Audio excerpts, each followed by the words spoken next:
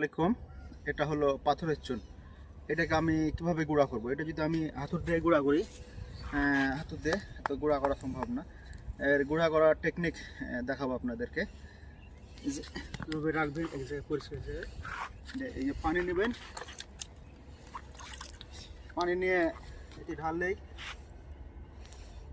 আস্তে আস্তে আস্তে আস্তে আস্তে গুঁড়া হয়ে যাবে। কাজ হয়ে গেছে, আস্তে আস্তে গুঁড়া হয়ে গেছে। এই যে একে ওটা কাজ করছে।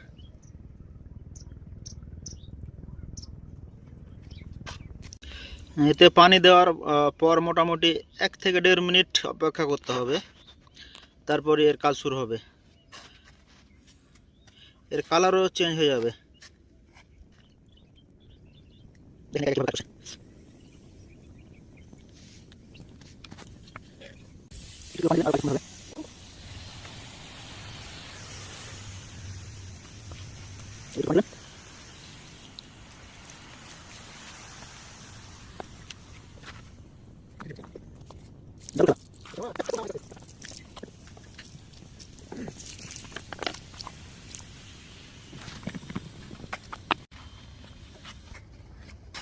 যে দেখেন চুন গুঁড়া হয়ে গেছে।